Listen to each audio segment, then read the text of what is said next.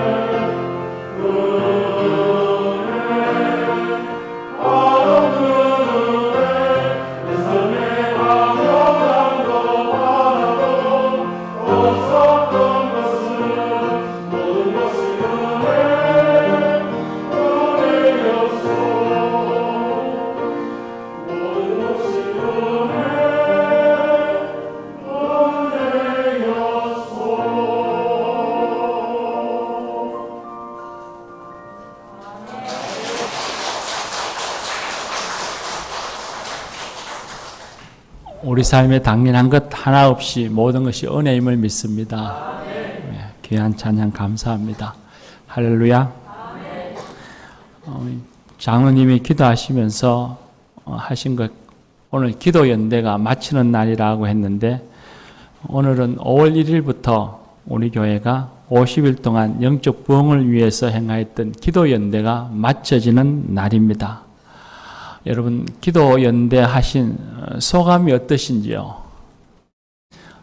주보의 교회 소식에 보면 기도 연대에 대한 소감문, 간증문을 공모한다고 되어져 있습니다.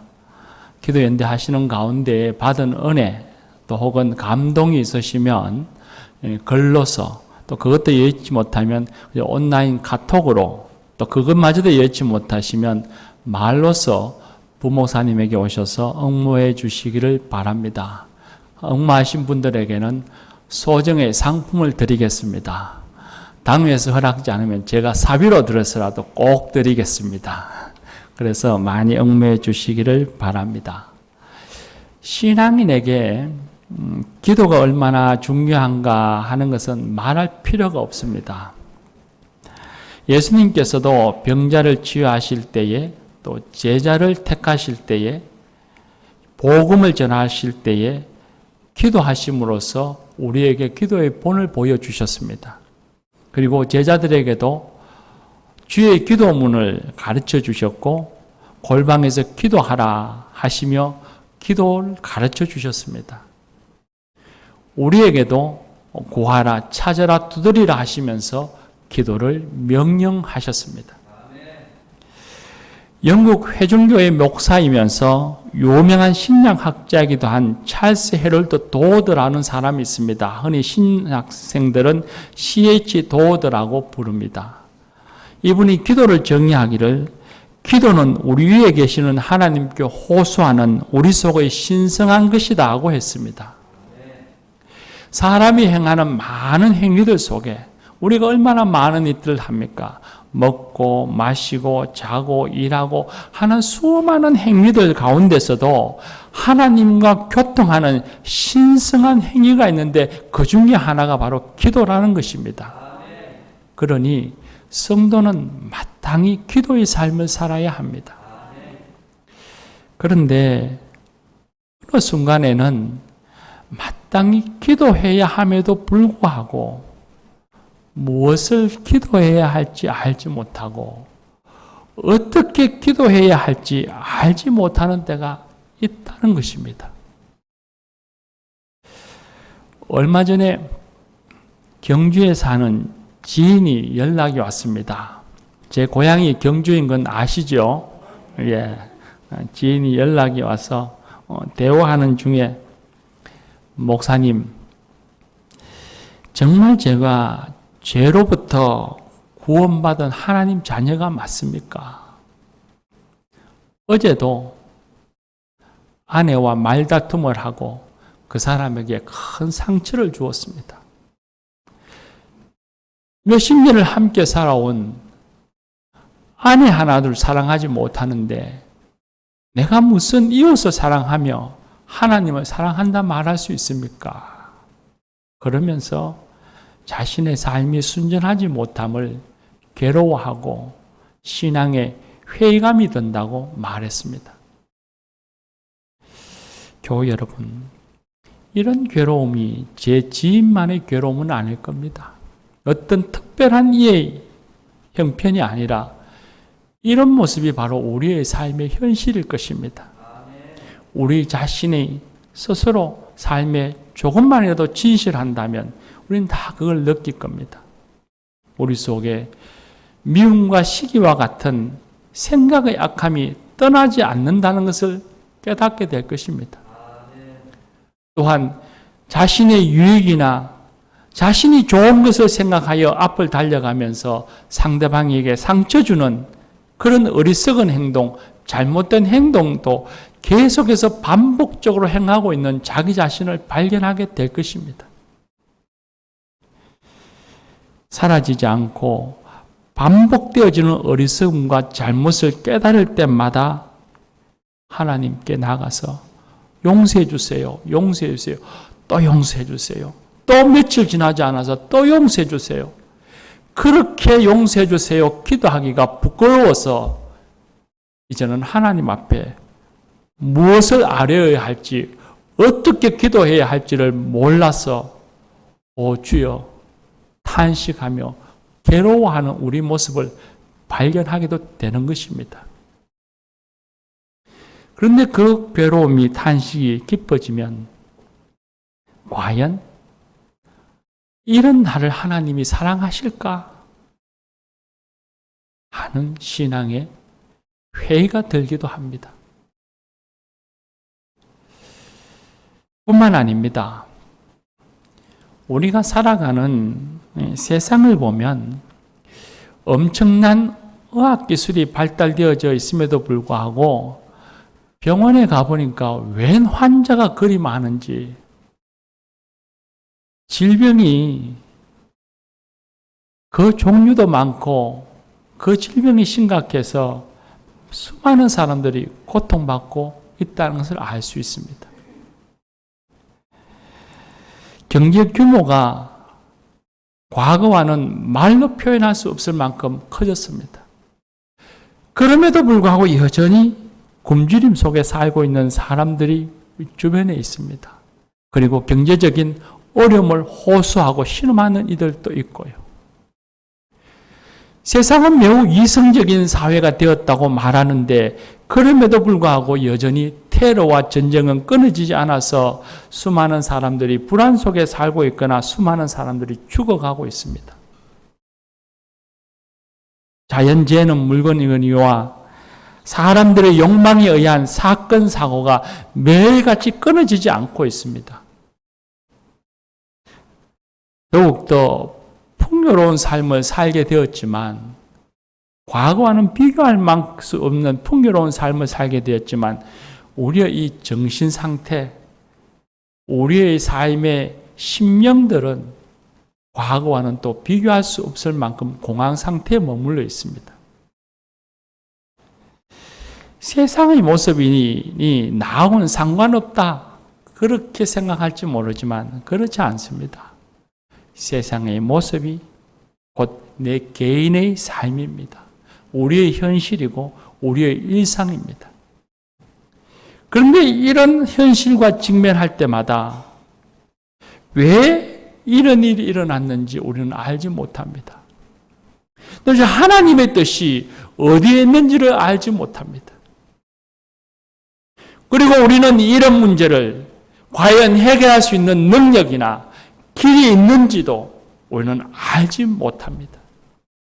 그래서 그런 현실을 맞닥뜨릴 때마다 무엇을 어떻게 기도해야 할지 몰라서 주여 어찌하면 좋습니까? 라고 탄식합니다. 그리고 그 탄식이 깊어지면 하나님이 나를 사랑하기는 하시는 것일까? 하나님이 이 세상을 구원하기는 하시는 것일까? 라고 의심이 들기도 합니다. 교회 여러분, 우리들은 일상에서의 이런 어려움과 고통, 잘못과 실패 등에 직면할 때마다 무엇을 기도해야 할지, 어떻게 기도해야 할지 알지 못해 신음하고 괴로워합니다. 이것이 바로 우리의 연약함입니다. 이런 연약함에 빠지면 하나님의 사랑도 자신의 구원의 확신도 의심하게 되고 회의에 빠지고 불신앙의 구렁텅이에 빠지고 맙니다. 그런데 오늘 말씀에 보면 우리가 읽은 성경 말씀에 놀라운 말씀을 우리에게 하십니다. 인생의 그런 삶의 탄식, 고통의 현실 속에 우리 홀로 있지 않다고 말씀하십니다. 우리가 읽은 말씀 가운데 26절 말씀에 보면 우리에게 임재하셔서 우리가 하나님의 자녀요 구원의 자녀임을 확증해 주신 성령님께서 지금 우리와 함께 하시면서 말할 수 없는 탄식으로 우리를 위하여 간구하신다고 말씀하십니다. 말할 수 없는 탄식으로 우리의 연약함을 도와주신다고 말씀하십니다. 우리를 위하여 일하신다고 말씀하십니다. 말할 수 없다는 것은 우리가 다 이해할 수 없고 깨달을 수 없고 청량할 수 없는 깊이와 넓이와 길이와 높이를 가리킵니다. 탄식하다라고 하는 단어는 우리가 흔히 사용할 때에는 사전적으로도 근심하며 한탄하여 숨을 내쉰다 그런 뜻으로 사용됩니다. 그래서 탄식하다는 단어의 유사한 말을 찾으면 한숨이라고 나옵니다. 근심되는 일이 확 눌러오면 그 근심 때문에 어찌할 수 없이 아휴 하고 한숨 쉬는 것, 그걸 탄식이라고 말하는 겁니다. 그런데 오늘 우리가 읽은 성경 말씀에서의 이 탄식하다 하는 단어는 그런 의미의 말이 아닙니다. 22절 말씀, 우리가 읽은 말씀에 22절에는 피조물의 탄식이 나옵니다. 그리고 23절에는 사람의 탄식이 나옵니다. 26절에는 우리는 성령의 탄식이 나옵니다. 이 세 개의 탄식이 똑같은 헬라어 어원을 가진 단어들입니다. 그런데 이 단어의 의미는 근심하여 한숨 쉰다는 뜻이 아니라 신음하다, 괴로워하다는 의미를 갖고 있습니다. 피조물이 괴로워하고 신음하고 사람이 괴로워하고 신음하니 성령님께서도 신음하고 괴로워하신다는 말씀입니다.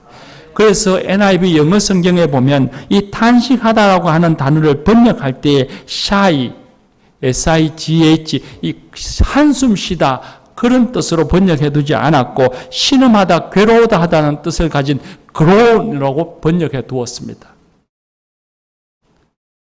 성령님께서는 인간이 가질 수밖에 없는 고난과 죄성, 우리의 연약함이지요.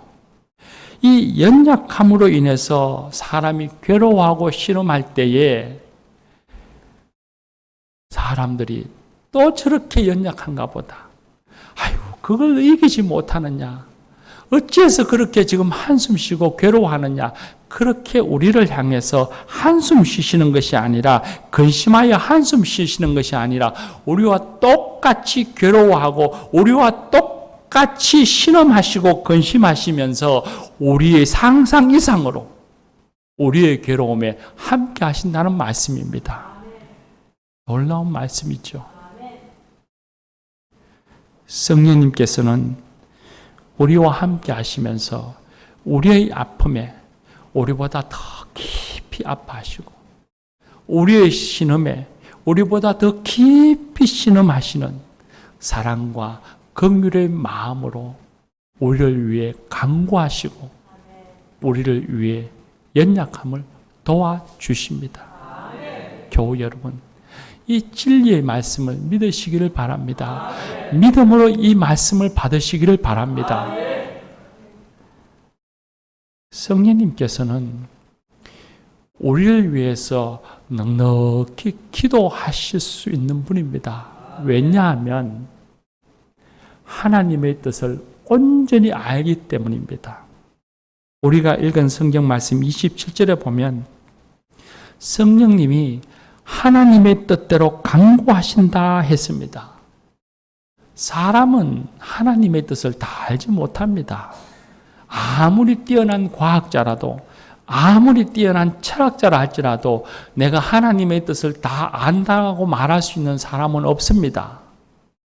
사람은 하나님의 뜻을 다 알지 못하지만 성령님께서는 하나님의 뜻을 아십니다. 하나님의 뜻을 다 아시고 하나님의 의지를 아시고 하나님의 섭리를 온전히 아십니다. 그러시기에 우리를 위해서 하나님의 뜻에 합당하게 우리를 위해서 기도하십니다. 우리의 고난에 대해서 우리의 잘못에 대해서 우리를 위해서 중보기도 하십니다.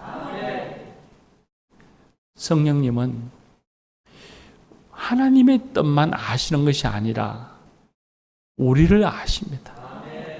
성령님은 우리를 우리 자신보다도 더 잘 아십니다. 우리를 사랑하시되 내가 나를 사랑하는 것보다 나를 더 사랑하십니다. 인간적으로 보면 우리를 가장 사랑하는 분, 우리를 가장 잘 아는 분이 부모님이라 어머님이라 그렇게 생각할 수 있습니다. 그런데 어머니들도 보면 자녀를 사랑하지만 어머니의 욕심으로 인해서 자녀들을 행복하지 못하게 할 때도 있습니다. 자녀들을 잘 안다고 말하지만 부모의 말로 인해서 자녀가 상처받는 것을 모를 때도 많습니다. 그래서 부모와 자녀들이 진솔하게 대화하다 보면 부모들이 자녀들에게 너가 그런 일로 상처받았는 줄 난 몰랐다.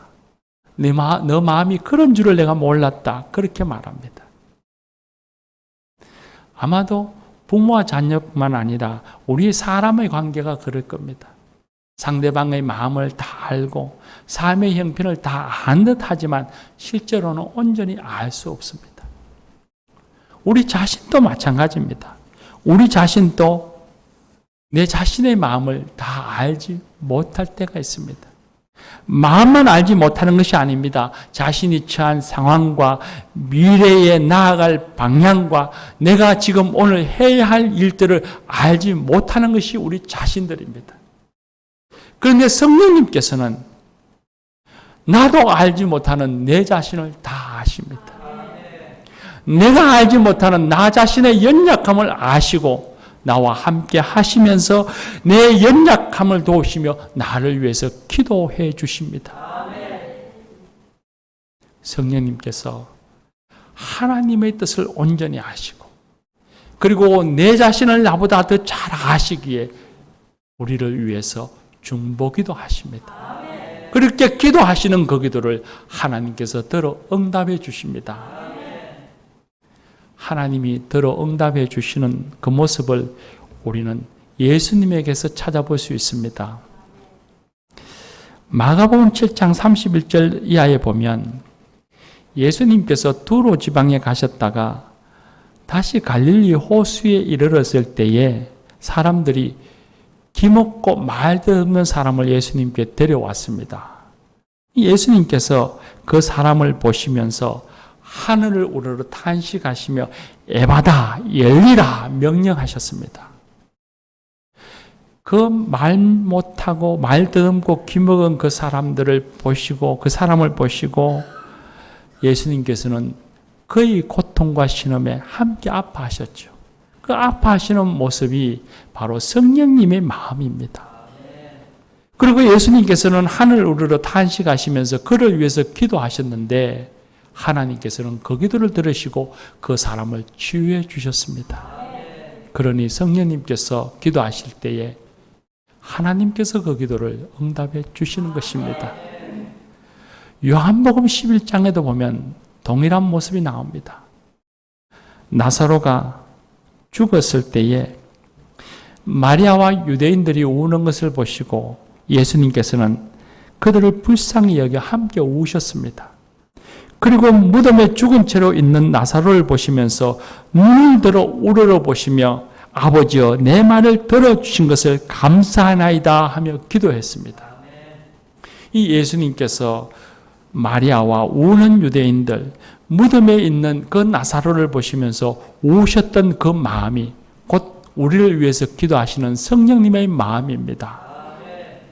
그리고 그렇게 예수님께서 기도하시니 하나님께서 그 기도를 들으시고 나사로를 무덤에서 살려주셨습니다. 성령님께서 하나님의 뜻을 온전히 아시고 우리를 나보다 더 잘 아시는 성령님께서 우리를 위해 기도하시니 하나님께서 기도에 응답하여 주시고 이루어 주시는 것입니다.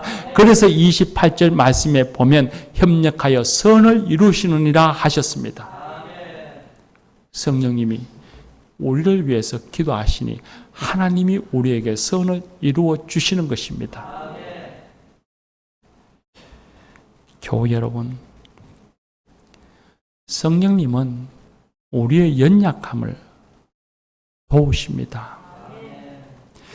사탄도 우리의 연약함에 관심이 많습니다. 근데 사탄은 우리의 연약함을 이용해서 오히려 더 좌절하게 하고 절망하게 해서 주님의 곁을 떠나게 합니다. 우리에게 문제가 있으면 그 문제에 자꾸 더 깊이 빠져들게 합니다. 우리가 악을 행하면 더 큰 악을 행하도록 만듭니다.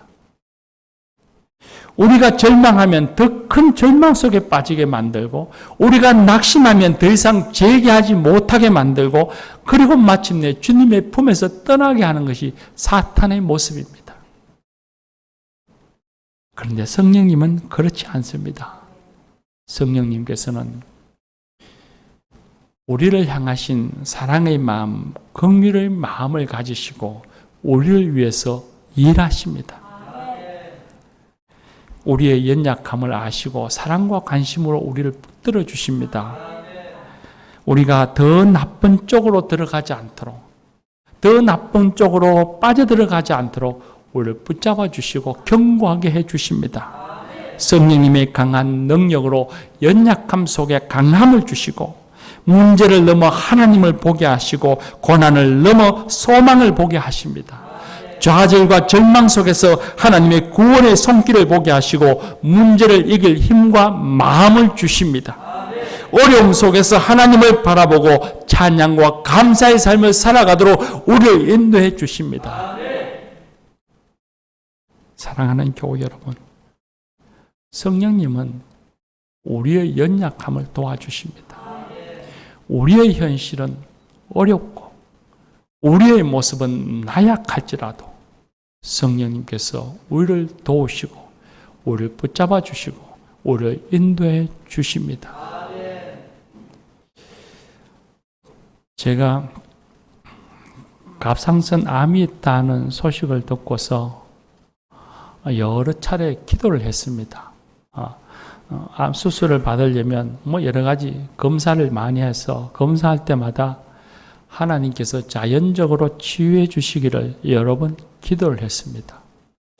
그런데도 자연적으로 치유가 되지 않았습니다. 마지막 수술하는 날까지도 역시 그랬습니다.